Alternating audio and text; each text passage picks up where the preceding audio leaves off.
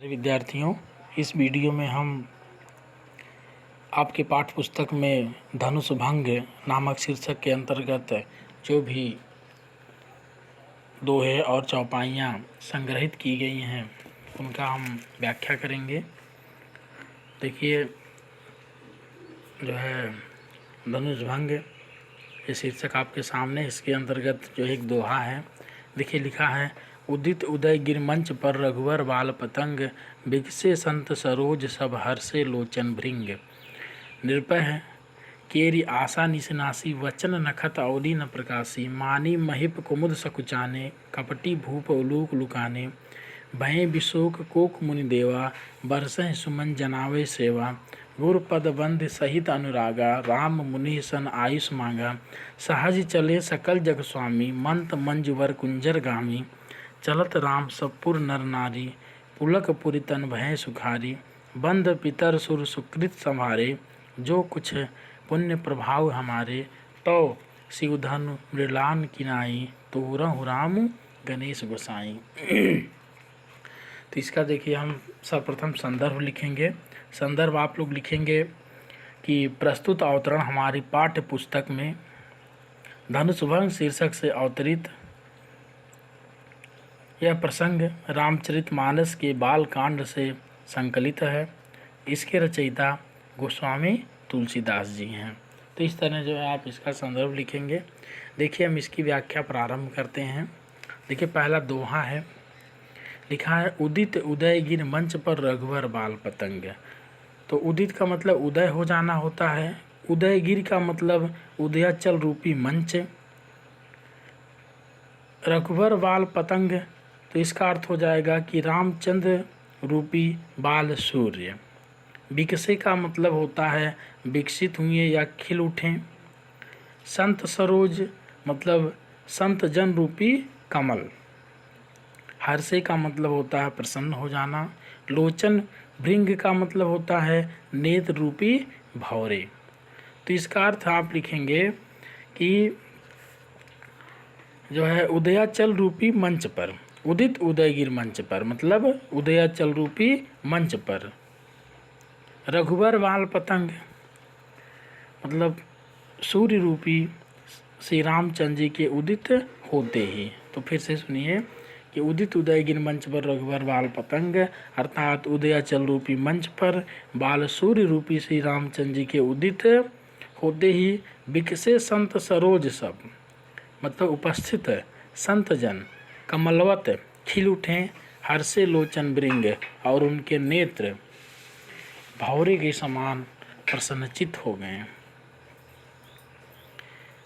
अब अगला देखेंगे, निर्भय केरी आशा निशनासी, वचन नखत औली न प्रकाशी। तो निर्भय का मतलब यहाँ राजा होगा, निश का मतलब रात होता, नासी का मतलब नष्ट हो जाना, समाप्त हो जाना। वचन नखत, नखत का मतलब नक्षत्र, औली का मतलब जो है विल्लव या प्रकाश होता है। तो पहले लाइन का अर्थ हो जाएगा कि देश देशांतर से आए हुए राजाओं महाराजाओं की आशा रूपी रात्रि नष्ट हो गई, विनष्ट हो गई, समाप्त हो गई। वचन नखत औली न प्रकाशी, और उनके दुर्वचन रूपी नक्षत्रावलियों का प्रकाश भी समाप्त हो गया। मानी महिप कुमुद सकुचाने, मानी का मतलब अभिमानी, घमंडी, अहंकारी। महिप का मतलब राजा होता है। कुमुद, कुमुद एक पुष्प होता है जो चंद्रमा की किरणें या चंद्रमा की रोशनी पाकर खिलता है, लेकिन प्रातःकाल सुबह होने पर वह संकुचित हो जाता है, बंद हो जाता है। तो मानी महिप कुमुद सकुचाने मतलब अभिमानी, अहंकारी, घमंडी राजा कुमुदवत संकुचित हो गए। कपटी भूप उल्लूक लुकाने, और कपट भेषधारी उल्लू के समान छिप गए। भय विशोक कोक मुनि देवा, यहाँ कोक का मतलब चक्रवाक या चकवा पक्षी की बात हो रही है। तो भय विशोक, विशोक माने शोक रहित। तो कह रहे हैं कि जो है उपस्थित मुनिजन चक्रवाक के समान, चकवा पक्षी के समान शोक रहित हो गए। बरसह सुमन जनावे सेवा, और पुष्प वर्षा करके अपनी सेवा को दर्शाने लगे, जताने लगे, बताने लगे। गुरु पद बंद सहित अनुरागा, पद माने पैर होता है, अनुराग मतलब प्रेम होता है। राम मुनि सन आयुष मांगा, आयुष का मतलब आज्ञा होता है। तो इसका अर्थ हो जाएगा इस लाइन का कि श्री रामचंद्र जी अत्यंत प्रेम के साथ अपने गुरु के चरणों की वंदना करके और उपस्थित मुनियों से आज्ञा प्राप्त करके सहज चलें सकल जग स्वामी, मंत मंजुवर कुंजरगामी। तो इसका अर्थ हो जाएगा, देखिए मंत का मतलब यहाँ मतवाला हो जाएगा, मंजू का मतलब सुंदर होता है, वर का मतलब श्रेष्ठ होता है, कुंजर मतलब हाथी, गामी का मतलब चलना जाना। तो इसका अर्थ जो है ऊपर वाली लाइन से फिर से उठाएंगे कि अत्यंत प्रेम के साथ गुरु के चरणों की वंदना करके और उपस्थित मुनियों से आज्ञा प्राप्त करके श्री रामचंद्र जी या संपूर्ण जो है जग के संसार के स्वामी श्री रामचंद्र जी मतवाले श्रेष्ठ सुंदर हाथी के समान गति से चलने लगे।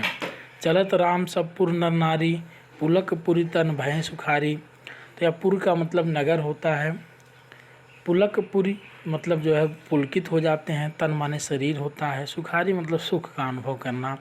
इसका अर्थ हो जाएगा कि श्री रामचंद्र जी को इस तरह चलते हुए देखकर उपस्थित नगर के नर नारी के शरीर पुलकित हो जाते हैं और वे सुख का अनुभव करते हैं।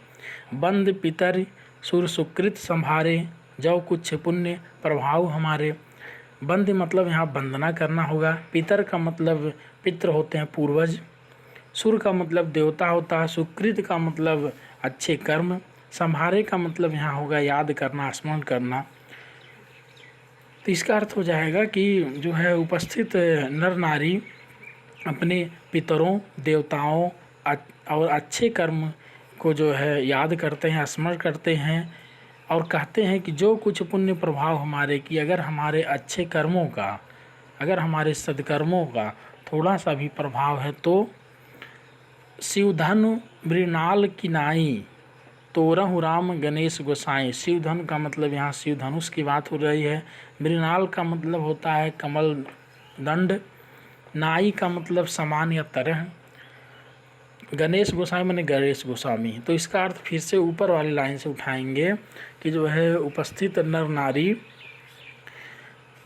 अपने पितरों का स्मरण कर, पितरों देवताओं और सद्कर्मों को का जो है स्मरण करके कहते हैं कि अगर हमारे जो है अच्छे कर्मों का, पुण्य कर्मों का, सद्कर्मों का थोड़ा सा भी प्रभाव है तो हे गणेश गोस्वामी इस शिवधनुष को श्री रामचंद्र जी कमल दंडवत तोड़ दें। तो इस तरह इसकी व्याख्या पूर्ण हुई। इसका काव्य सौंदर्य आप लिखेंगे। देखिए लिखा है काव्य सौंदर्य, पहला श्री रामचंद्र जी के मंच पर पहुंचने का वर्णन अति स्वाभाविक है। भाषा देखिए शुद्ध एवं परिमार्जित अवधी भाषा है। छंद इसमें दोहा तथा चौपाई छंद, देखिए ऊपर वाला जो था वो दोहा था उदित उदयगिरि मंच पर, और नीचे जो आपका जो है दूसरा जो पद्यांश है वो चौपाई है। तो इसमें दोनों छंद हैं, दोहा और चौपाई। अलंकार देखिए रूपक अलंकार, संपूर्ण लाइनों में जो है रूपक अलंकार इसमें जो है दिखाया गया है, उसका प्रयोग हुआ है। रूपक अलंकार वहाँ होता है जहाँ किसी रूप पर दूसरा रूप आरोपित हो जाए, तो यहाँ संपूर्ण जो है इस पद्यांश में रूपक अलंकार का प्रयोग है। देखिए रस इसमें शांत रस, भक्ति रस एवं वीर रस का अद्भुत मिश्रण है, तीनों रस इसमें मौजूद है। गुण प्रसाद।